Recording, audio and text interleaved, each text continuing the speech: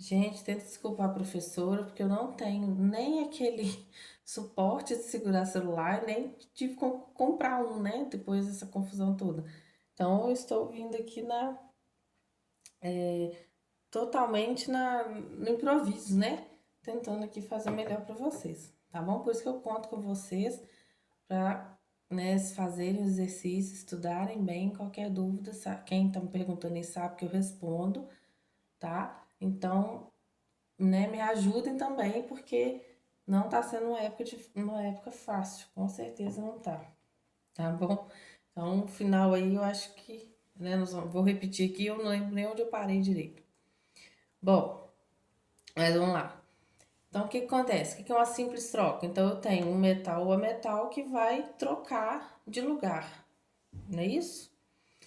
Como é que eu sei se vai trocar ou não, né? Porque pode ter coisa que não vai trocar. Fala assim, mas não vai reagir, né? Por exemplo, eu sei que o ouro, em contato com a maioria das substâncias, né, de algumas superfícies, o ouro não reage. Então, não tem essa troca, né? Como? Através da ordem de reatividade. Como é que funciona? Funciona o seguinte: os metais, como é que eu vou saber quais metais reagem, né? A reatividade dos metais, por exemplo, eu tenho aqui, ó, o cálcio junto com o cloreto de cobre, beleza? Como é que eu sei que essa reação acontece? Porque eu vou ver o seguinte, quem que é mais, eu tenho, quais são os metais dessa reação? O metal é o cálcio e o cobre, beleza? Bom, quem que é mais reativo, o cálcio ou o cobre? Vamos olhar. A reatividade ela aumenta daqui para cá, não é isso? Da direita para a esquerda. Então, quem reage mais, quem é mais reativo, são os caras da 1A e da 2A, tá? E quem é menos reativo são os metais nobres. Não confunda com gás nobre, tá bom? É metal nobre. Metal nobre é aquele que a gente usa quando tem alergia, né? Por exemplo, ouro, prata, né? A platina utiliza muito também em cirurgias que vai colocar, né, alguma prótese, alguma coisa assim, utilizam muito a platina. Bom, então os caras da 1A e da 2A são os mais reativos, tá? Depois vem os metais comuns. O que são os metais comuns? São os metais que tá ali na família B, a maioria da família B, algum da 3A. Então é a maioria deles, tá? Depois tem o H+, que é cara que não é nem metal nem ametal, né? Mas ele tem que estar aqui para ele ter uma referência. E os metais nobres são os menos reativos, os que menos reagem, né? Por isso que, como eu falei, a gente utiliza quando tem alergia, porque eles não vão reagir com a nossa pele, né? Não vai reagir com nada. Bom, então vamos voltar aqui nessa reação. Entre o cálcio e o cobre, quem que é mais reativo? O cálcio está na 2A, o cobre está na família B, está lá no meio da tabela. Então, o cálcio é mais reativo, olha só, ele não está aqui? Ele é mais reativo do que o cobre. O cobre estaria nesses metais comuns. Isso, cobre, isso. Então, se ele é mais reativo, com certeza ele vai conseguir reagir e se ligar ao Cl2 expulsando o cobre. Beleza? Se essa reação fosse daqui para cá, né? Ela fosse ao contrário, ela fosse daqui para cá, tá? O que que acontece? Quem é mais reativo? A gente não viu o que é o cálcio? Então, se ele é mais reativo, ele já está reagido, né? Já está ligado aqui, né? Nem reagido é errado, falei, já está ligado. Então, ele não vai ligar a mais nada. Então, essa reação daqui para cá, né? Da direita para a esquerda não aconteceria. Entendeu? Só a reação da esquerda para a direita, tá bom? E se por acaso eu tenho ametais, né? Como é que eu vou saber quem que é mais reativo dos meus ametais? Porque eu falei que essa substância simples aqui, ó, pode ser metal ou ametal. E se for um ametal? Como é que eu vou saber? Eu vou saber olhando essa fila de reatividade. E por acaso vocês lembram o que que é essa fila de reatividade? A fila de reatividade dos ametais é a fila de eletronegatividade. Por isso que a eletronegatividade era muito importante, não é isso? Porque eu tinha os mais eletronegativos, ou seja, que puxavam o elétron para eles. No caso aqui, ó, o FON. Ó, os caras aqui, ó. Lembra? São os mais eletronegativos. E dos ametais também, os que não gostam muito de elétrons, né? Que sempre vão perder os elétrons. São os menos eletronegativos, tá? Então, quanto mais eletronegativo, mais esse ametal reage. Então, vamos lá. A gente tem aqui, ó, um exemplo aqui, na verdade, esse exemplo, deixa eu ver. Entre o flúor e o cálcio. Desculpa, entre o flúor e o enxofre. Aqui é o contrário, tá? Ele é ametal. O flúor e o enxofre. Quem que é mais eletronegativo? Olha onde está o flúor. O flúor não é o mais eletronegativo de todos. Olha o enxofre aqui, ó.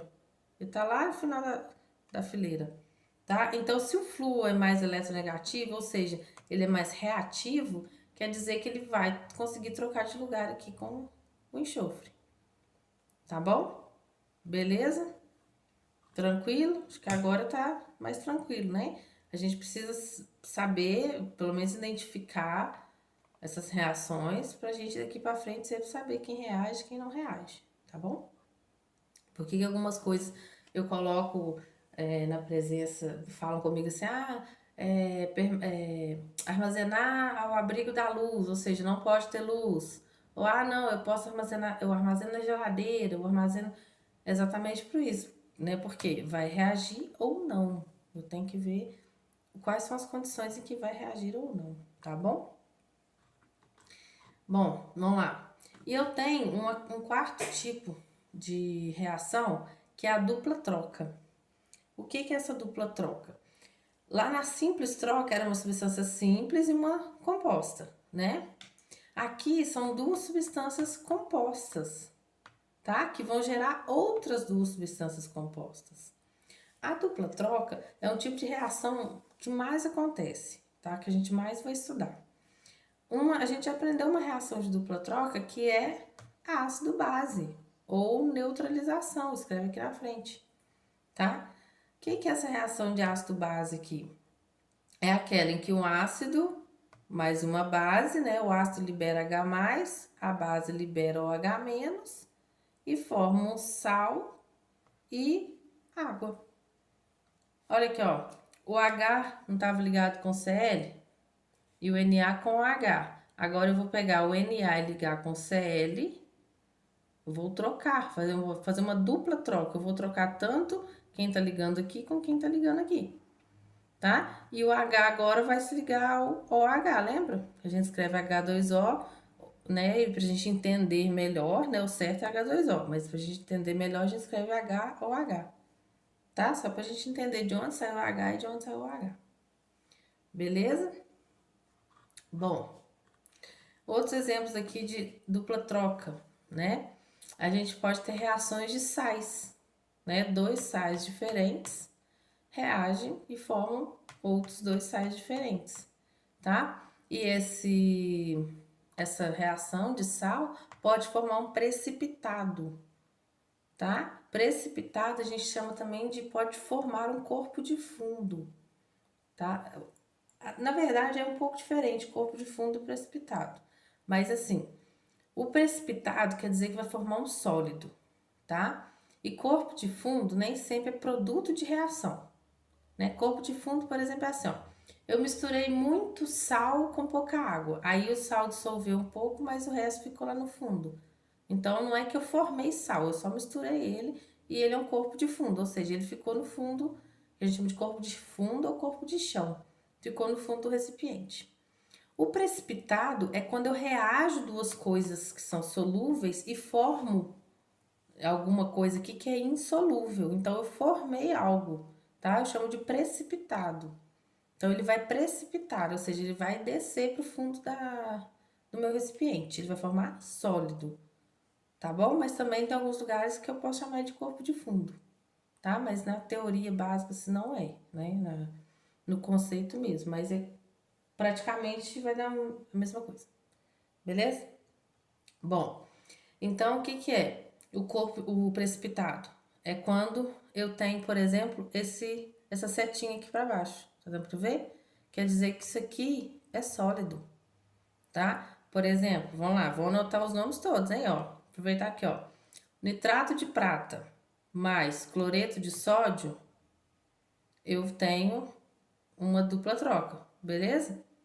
Se eu tenho uma dupla troca, eu vou formar nitrato de sódio e cloreto de prata. O cloreto de prata, ele é insolúvel. Todos esses outros três são solúveis em água.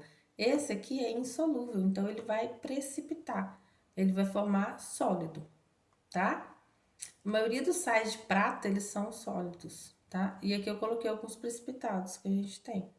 Tá, ó, sais de prata, sais de chumbo, tá? Carbonatos, sulfatos, tá bom? Outra reação que a gente pode ter um ácido com sal, que forma outro sal e outro ácido, tá? E com isso, essa formação pode originar substâncias voláteis. O que é substância volátil? É uma substância que se evapora muito facilmente. Já ouviu falar que quando a gente deixa acetona aberta, ela vai evaporar? O álcool aberto, ele vai evaporar? Por quê? Eles são muito voláteis, ele consegue evaporar numa temperatura menor, né? Numa temperatura praticamente ambiente. Então, ele vai evaporando, tá bom? Então, isso é uma substância volátil. Aí, vamos lá. Por exemplo, deixa eu levantar aqui. Eu tenho ácido sulfúrico mais carbonato de sódio. Eles vão trocar, né? Vou fazer uma dupla troca. Vai formar sulfato de sódio e ácido carbônico, né? Que é H2CO3. Lembra? O H2CO3 é um ácido muito fraco, muito instável. Lembra lá da chuva ácida que ele é formado? Então, ele é muito instável. Então, quase que instantaneamente, o H2CO3, né, se quebra aqui em água e CO2. E o CO2, tá vendo essa setinha para cima? Quer dizer que ele é volátil, quer dizer que ele vai evaporar. Então, quando eu tenho essa reação, na hora evapora CO2, tá? Então, substância volátil. Sistema guardada dupla troca. Dupla troca são substâncias compostas que trocam, né, os cátions aí, ou os ânions entre si. E eu tenho alguns exemplos aí, por exemplo, a ácido base, que é uma reação de neutralização, reações que formam precipitados ou reações que formam substâncias voláteis. Tá bom? Algumas substâncias que a gente conhece aí na substância volátil, a CO2, que a gente mais conhece, né? O SO2, que pode acabar formando aí, dando origem à chuva ácida, também é volátil, e amônia. Lembra que, não sei se alguém se a mãe de alguém já falou assim, gente, não mexe com amônia, né? Não mexe com esses descolorantes, porque quando você vai fazer alguma coisa lá no salão de cabeleireiro que mexe com amônia, relaxamento, sempre, assim, é o certo, né? Deveria usar luva e máscara, porque a amônia é muito volátil, né? Então, ela evapora e ela faz mal, né? Ela faz bem mal para nós, tá bom? Claro que em concentrações um pouco maior, mas ela faz mal, ela irrita o nosso trato respiratório, tá? A gente também tem o ácido sulfídrico e esse aqui, ó, HCN, até hoje ninguém me perguntou dele lá em cima, né? Tem ele lá, ó, para dar o nome. Não sei se alguém conseguiu já.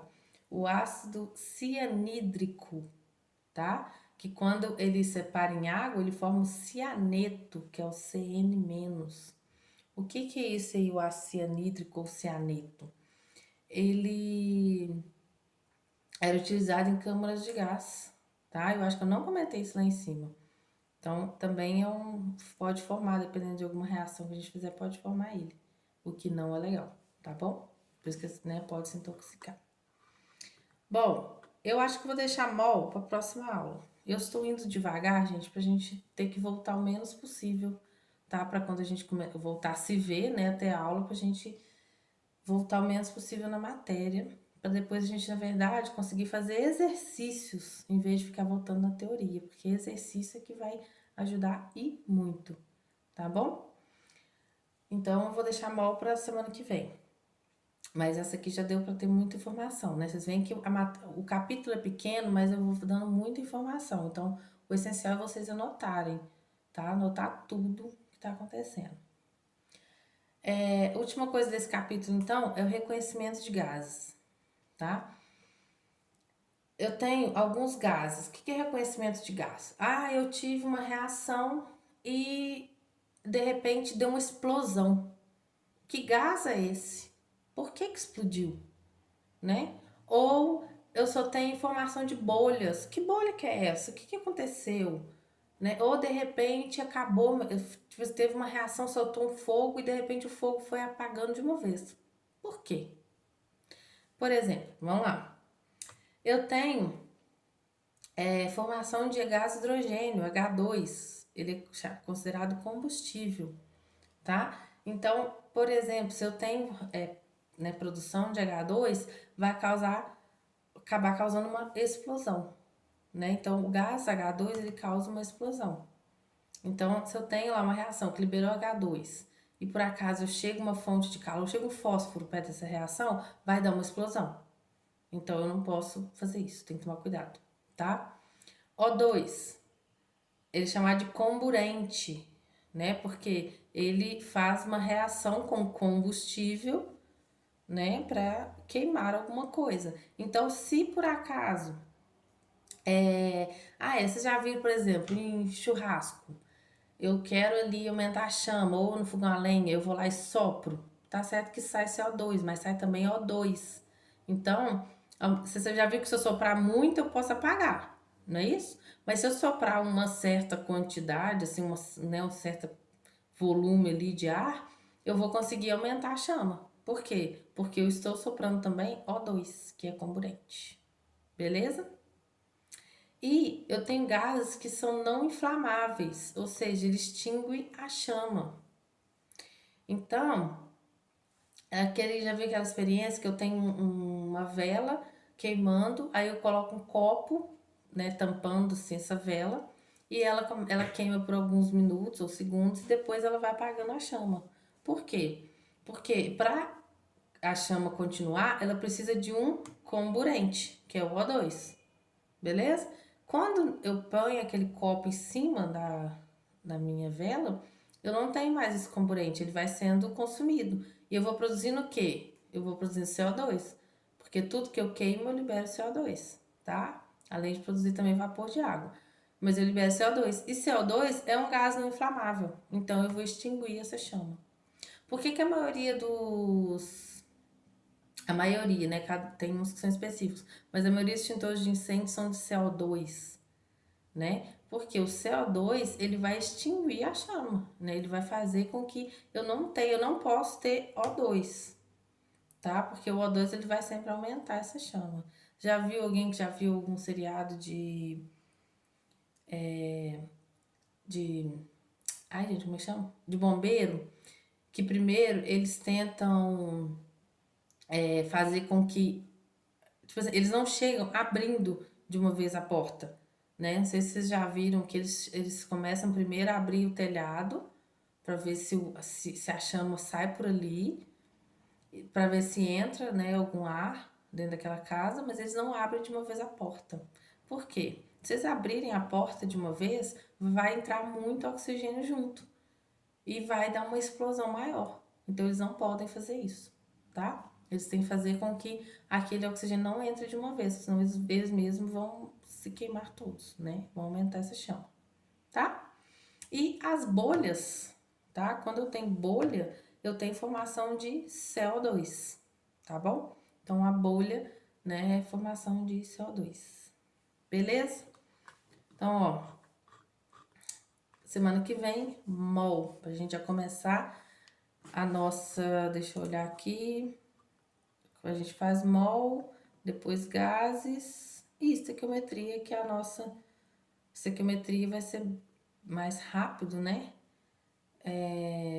Porque eu gosto de fazer exercício. Aí a gente acaba a nossa primeira etapa, beleza? Aí acho não, aí vai mais rápido, porque vocês já aprenderam todo o fundamento e depois é só a gente acelerar em tudo, tá? Obrigada, gente. Até semana que vem.